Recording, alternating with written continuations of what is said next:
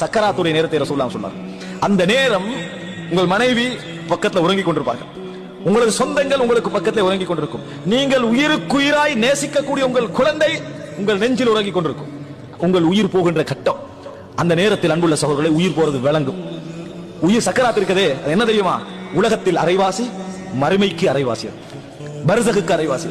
உலகத்துக்கு அரைவாசி உங்களுக்கு விளங்கும், மறுமைக்கு அரைவாசி விளங்கும். நீங்க உலகத்தை விட்டு முழுசா போகல, ஆனால் அந்த குழந்தையை அணைச்சி நான் மௌத்தாக போகிறேன் என்ற ஒரு செகண்ட் சந்தர்ப்பம் உங்களுக்கு கிடைக்காது, சொல்வதற்கு சொல்ல முடியாது.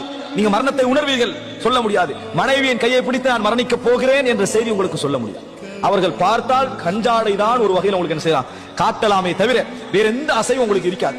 இந்த மாதிரி நேரத்தில், இப்படியான ஒரு பாரமான நேரத்தில் நீங்கள் யா அல்லாஹ் உனது சந்திப்பை நான் விரும்புகிறேன் என்று உங்கள் ஆழ் மனது சொல்லுமாக இருந்தால், உங்கள் ஆழ் மனது அதை அங்கீகரிக்குமாக இருந்தால், அஹப்பல்லாஹு லிகாஹு, அல்லாஹு தஆலா அவரது சந்திப்பை விரும்புவான் என ரசூலுல்லாஹி ஸல்லல்லாஹு அலைஹி வஸல்லம் சொன்னார்கள். அந்த நேரம் எனது குழந்தை, எனது மனைவி, எனது இன்பங்கள், எனது வேலைகள், நான் மௌத்துக்கு விருப்பம் இல்லை என்பது போன்ற உணர்வுகளை நீங்கள் வெளிப்படுத்துவீர்கள் என்று சொன்னால், கரிஹல்லாஹு லிகாஹு, அல்லாஹ் அவரது சந்திப்பை விருப்பான். நீங்க என்ன உணர்வோடு வாழணும்? என்னை படைத்தவனை நான் சந்திக்க போகிறேன், எனக்கும் இந்த மகனுக்கும் மனைவிக்கும் உறவை ஏற்படுத்தியவனை சந்திக்க போகிறேன்.